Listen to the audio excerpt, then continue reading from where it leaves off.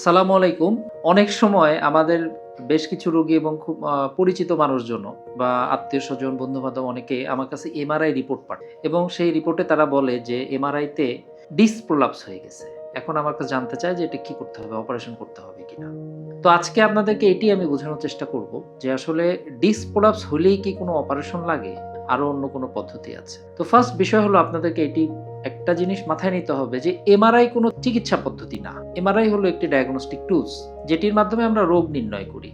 Operation লাগবে নাকি operation লাগবে না এটি নির্ভর করে সম্পূর্ণ ক্লিনিক্যাল ফাইন্ডিং, রোগীর চাহিদা এবং রোগীর যে উপসর্গ সেইগুলোর উপরে। সো যখন স্পাইনে ডিস্ক প্রোলাপস হয়, অর্থাৎ এই হাড়ের মাঝখানে যে ডিস্ক আছে এই ডিস্কটা যখন প্রোলাপস হয় এই ডিস্কটা কি করে পেছনে যে নার্ভ আছে নার্ভের উপরে একটা চাপ দিয়ে দেয়। যখনই চাপ দেয় তখন এই নার্ভগুলো তো কোমর থেকে পায়ের দিকে যায়। সো পেইন তখন কোমরে থাকে না, আস্তে আস্তে পায়ে রেডিয়েট করে, পায়ের দিকে চলে যায়। তো যখন এই পিএলআইডি হয় বা ডিস্ক প্রোলাপস হয় তখন আমাদেরকে দেখতে হবে যে এই ব্যথাটা কি কোমরেই সীমাবদ্ধ আছে নাকি পায়ের দিকে যাচ্ছে।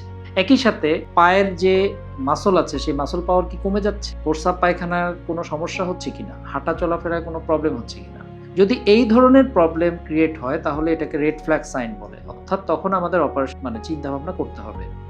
আদারওয়াইজ সিম্পল ডিস্ক প্রোলাপস ৮০% ক্ষেত্রে কোনো অপারেশন ছাড়াই শুধুমাত্র কনজারভেটিভ ট্রিটমেন্ট, ফিজিওথেরাপি, ব্যায়াম, লাইফস্টাইল মডিফিকেশনের মাধ্যমে ঠিক করা যায়। সুতরাং এমআরআইতে ডিস্ক প্রোলাপস দেখেই সাথে সাথে প্যানিক হওয়ার কিছু নাই বা সাথে সাথে অপারেশন লাগবে কি লাগবে না এই চিন্তা ভাবনা করার আসলে কোনো যৌক্তিকতা নেই। সবাই সুস্থ থাকবেন, ভালো থাকবেন। আসসালামু আলাইকুম।